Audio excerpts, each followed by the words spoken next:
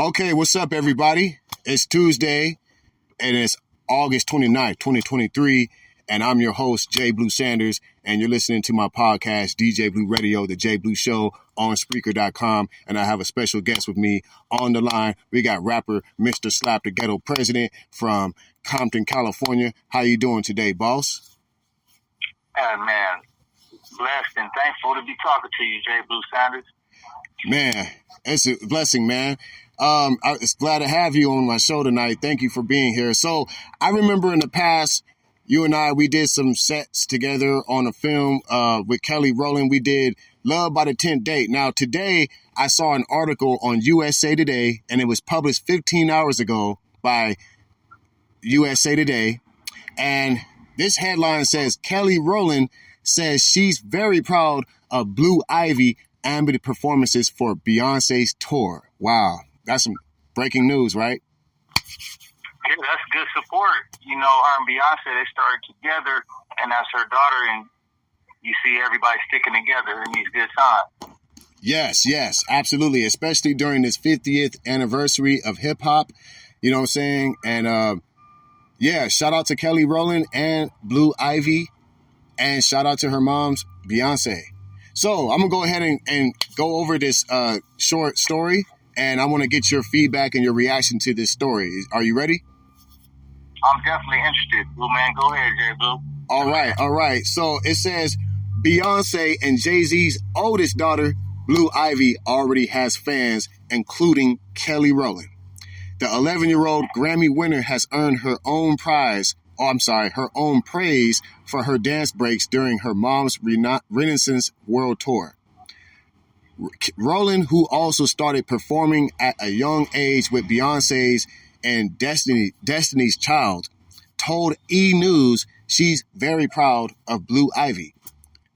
So this is a quote from Kelly Rowland. It says, she works very freaking hard, period.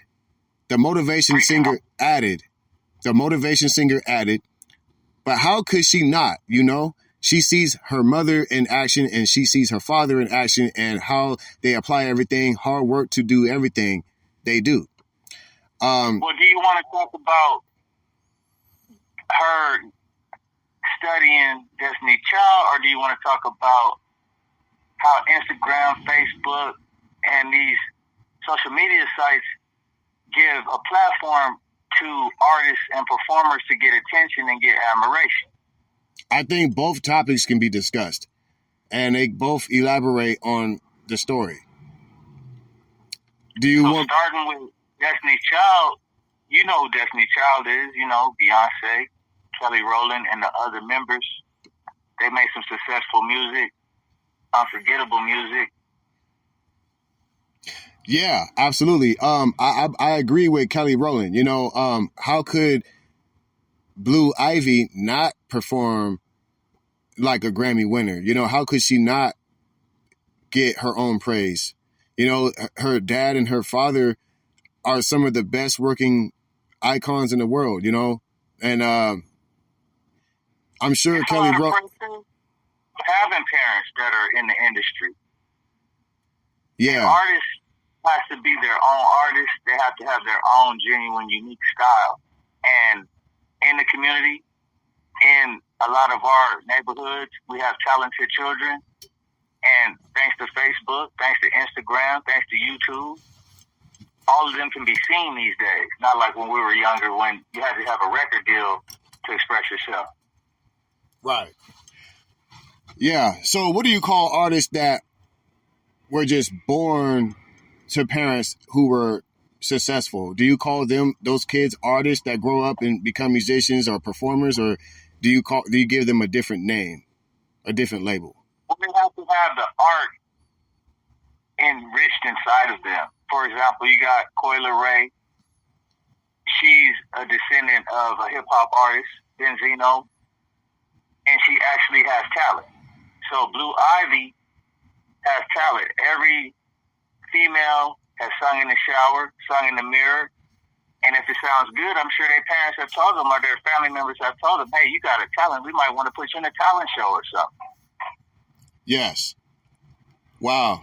That's very interesting, Mr. Slapp. Now, let me ask you something. Before we continue with the rest of the story, which is very, very, short, couple paragraphs, I want to get into a little about Kelly Rowland when you were on set in North Hollywood. And then I also want to get on some Benzino, because we all know that Benzino was, took shots at Eminem in the past.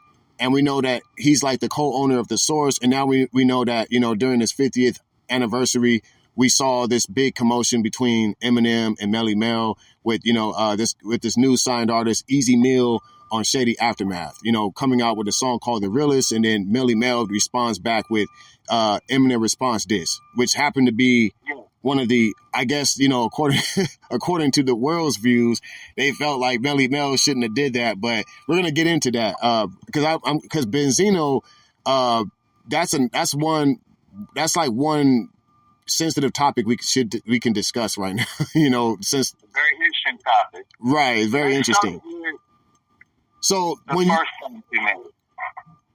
So I think it was 2016. Am I correct? 2016, 2017. Before we discuss the movie Love by the 10th Day. Love by the 10th Day. Yes. I want to say special thanks to your listeners. I want to say a special thanks to your supporters and your followers. Keep tapping in. Keep paying attention. I hope that y'all are communicating through the chat and through posts. Jay Blue Sam is a very intelligent man. He's been managing a radio station at his college, and he's a very successful entrepreneur, low-key movie star. Now go ahead, man.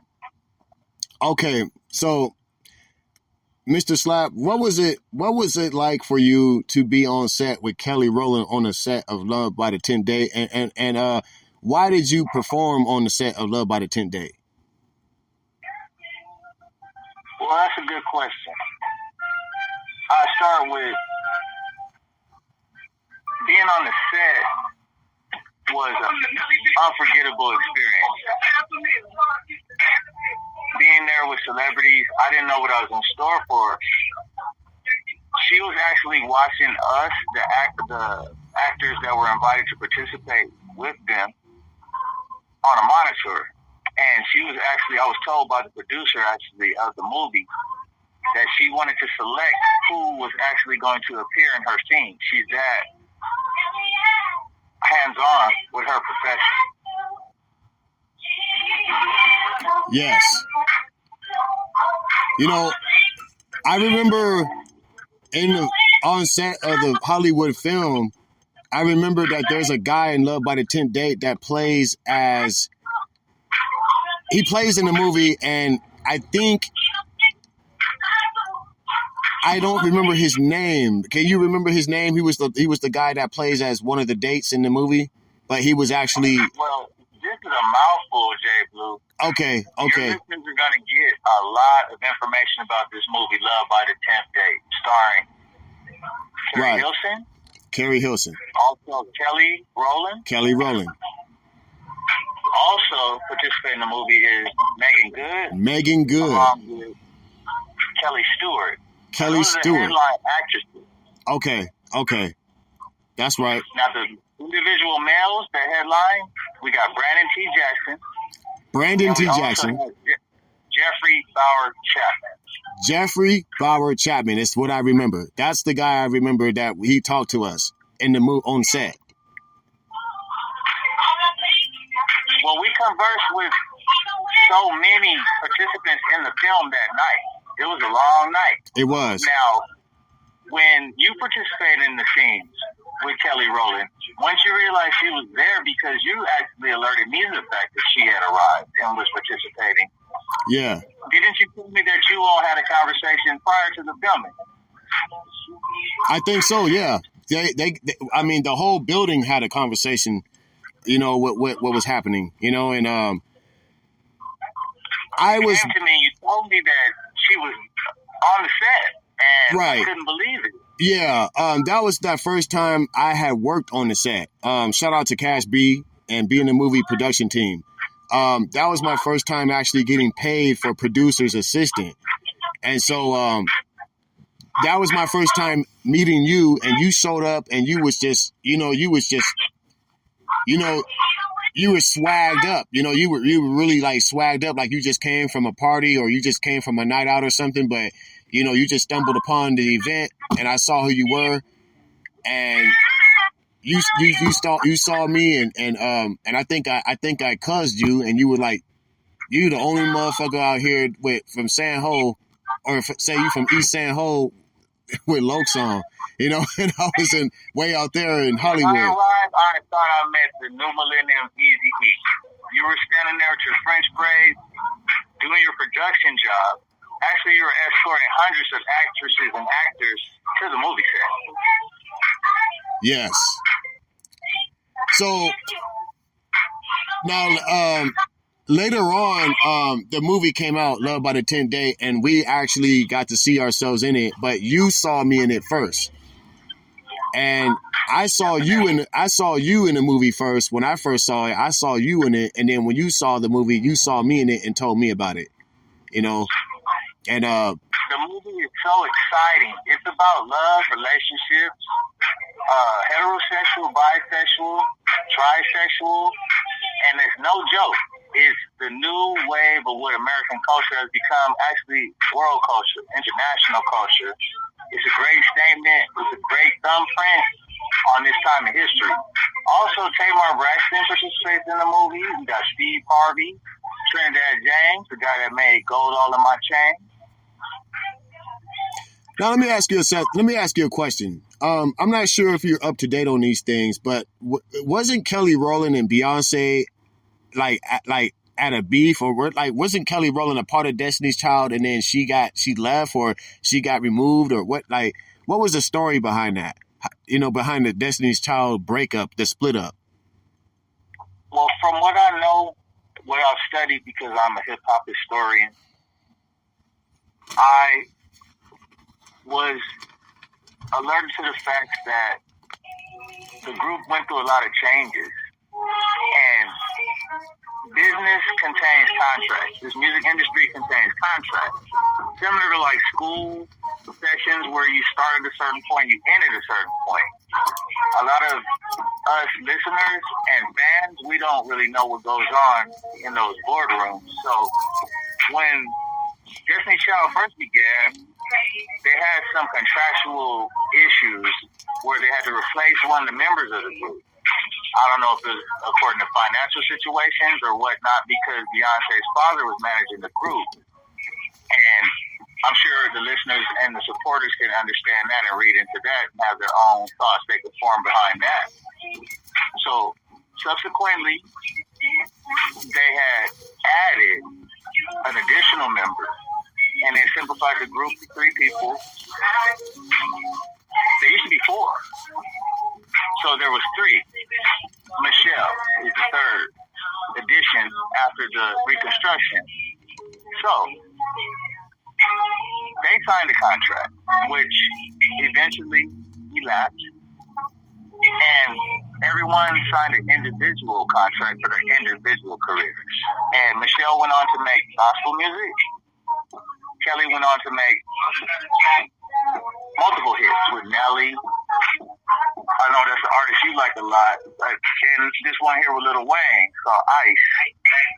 Millions of views on the internet. And they didn't part in any inamicable way, because if you watch Beyonce's video Party, you see that they all reunited there. Okay. So from what I understand, Luckett was part of the original Destiny's Child lineup alongside Beyonce, Kelly Rowland, and Latavia Robertson before she and Robertson left the group in 2000. So so it sounds like Luckett. Correct. So I'm hoping that the supporters and the listeners in the chat are helping you understand, and I see you're doing your research. As I mentioned, there were 4 members that got reduced to 3. Yes. Well, it looks like Latavia and Kelly Rowland left the group. So I don't know who. So you're right. I guess they did add one other person, but there were 4 members and 2 of them left, and they added one more. Correct. I'm not mistaken. Yeah. So maybe the listeners or the supporters in the chat can tell you a little bit clearer. So according to some sources on thethings.com, it says that LaToya Luckett had opened up a few times about her departure from Destiny's Child when she and her and fellow member Latavia Robertson were fired from the group in 2000, leading to a controversial split. So, okay. So now we know a little, now that we got a little backstory about Destiny's Child and Kelly Rowland, what's your reaction to Kelly Rowland saying that? What's your reaction to Blue Ivy's performance, and why? And what do you have to say about Kelly Rowland saying that she's very proud of Beyonce's daughter, her oldest daughter? I'm gonna keep it 1,000 with you. I'm gonna keep it 1,000,000,000 with you. There's such thing as these things called haters, and haters are people that are jealous of success or anything beautiful. She's not a hater, and in this age of social media, you have the opportunity to like posts, you got an opportunity to like videos, and a lot of times when people don't, it's a way of ignoring things or the cancel culture. You know, I know everybody's mama in the hood told them if you ain't got nothing good to say, don't say nothing at all. So a lot of times that silence is negativity and hate. So for her to be supporting her is very valuable.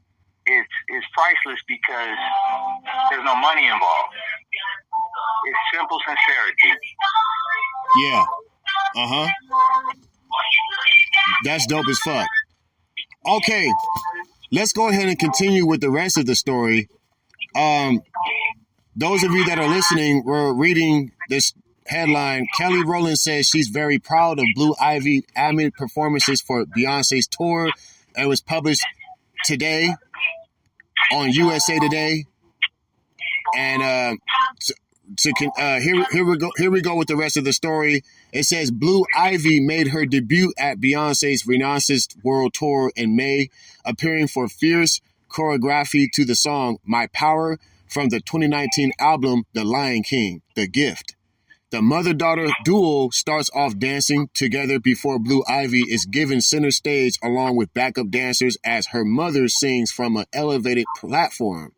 To conclude the dance break, Blue Ivy and Beyonce end with a fist bump.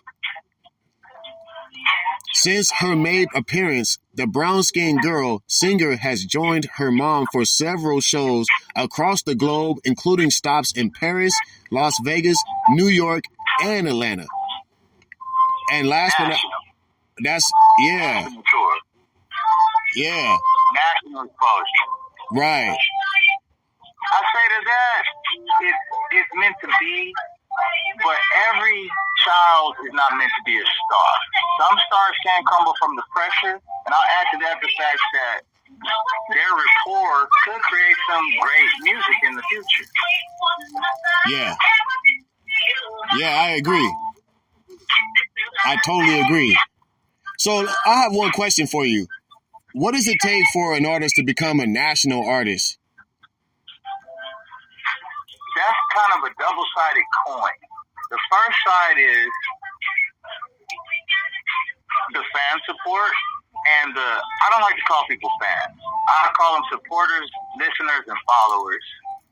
Okay. Supporters create an audience. That's the first side of the coin. The second side of the coin is signing a good distribution deal. That means that you're posted everywhere. You're all over the place like dog shit. Excuse my language.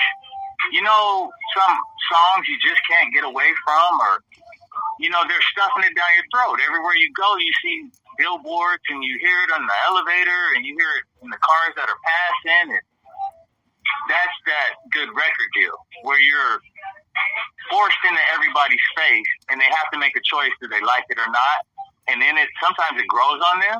And a lot of times in this millennium, us supporters know the song and don't know the artist, but we just love that song.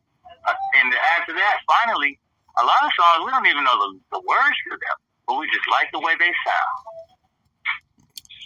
That's right. So that big distribution deal, like through these companies, for example, you got Sony, you got Elektra, you got Epic, you got Rock Nation, you got Live Nation, you got iHeart, Rhapsody, Spotify, iTunes. You sign the right deal or you sign all them deals, you can't lose. Wow. And let's not forget to mention the big three. You mentioned Sony. Let's not forget to mention Warner Brothers and Universal. And we also want to add one of your favorites, Capitol Records, the same one MC8 got signed to. And that's actually where I got my contract to come and meet you. I bulldozed into Capitol Records with a backpack full of my demos, and I wasn't taking no for an answer. They told me they're going to give me a distribution deal for music and movies. They gave me a contract on the sidewalk. I was so stubborn, and I was heckling so hard. The contract instructed me to meet up with you and start filming movies with beingamovie.com and Being a Movie Production. And they also gave me a distribution deal with iTunes, Rhapsody, Google Play, where I only give up 1% of every, for example, every $100 I only got to give up $1. That's the sweetest deal that can ever be constructed. And that's what I thank Capitol Records for. If it weren't for Capitol Records, we wouldn't be having this conversation. Wow. That's why I had to mention that, because I know that was one of your favorites right there. Okay, let's go ahead and continue with the rest of this story, and I think we're almost done. So we left off saying that her daughter had made some global stops in Paris, Las Vegas, New York, and Atlanta. Now it says Rowland shared with E that her oldest son Titan, whom she shares with husband Tim Weatherspoon, has also shown interest in music and one specific singer. It shows a picture of Kelly Rowland commended Blue Ivy for her Renaissance tour performances and reveals she might have a musician on her hands. There's a nice photo of Kelly Rowland here in it looks like a cheetah outfit, like a cheetah suit, like not a suit, but a cheetah tights, like a tights. She's wearing tights in a cheetah, with the cheetah stripes on it. It's a nice photo, great photo. She says he has the biggest crush on Halle Berry. She shared. He watched The Little Mermaid way too many times, and as much as I love Halle Berry, she's in my house every day. Rowland added, every time she comes on screen, his face lights up. I'm like, wait a second, are you looking at her like you looking at me? I'm like, I'm your number one girl, but I mean, she is beauty. I think that's his first crush. And I think that's okay. So that's the end of that right there. That's the end of that story. So, okay. So, congratulations, Blue Ivy. Shout out to Kelly Rowland for giving her. Yeah, shout out to Kelly Rowland for giving her the inspiration and the motivation, and praising her. And again, I want to say big shout out to Jay-Z and Beyonce for raising such a smart, beautiful, intellectual, amazing daughter. And again, I want to say big shout out to Kelly Rowland for her performance in Love by the 10th Day. And again, you're listening. We gotta talk about that thing before we run out of time. Oh, we got a little bit of time. She's playing a heartbroken woman that is in a love drought. And it's so wonderful and goofy and zany, her character, because she is doubtful about herself. But there's a man that comes along and resurrects her value of love. It is so touching. If supporters and fans have never seen her act, I think this is one of her greatest roles. Now, in the scene that we were in the strip club, which might be a surprise to some of the listeners and the supporters, Kelly's scene is in the strip club. You got to see the movie. And that's where she unites with J. Blue Sanders and myself, Mr. Slapp The Ghetto President. But she's looking for Big Stunner. Yeah. Yeah, man. That was a dope movie. Also, that was a Lifetime film, so everybody should check that out. Lifetime movie, Love by the 10th Date. It's so exclusive, Blue, that they snatched it off of Lifetime because I think it might have did great with the Nielsen ratings. That's the rating system that television ratings go by. I've seen them only show it twice, and then they put it in the stores. It's available online. You can order through Amazon.com or any internet Prime, any internet delivery services. It's a must-see. Yeah. It's something you see forever, like New Jack City, Boys in the Hood, Minister Society.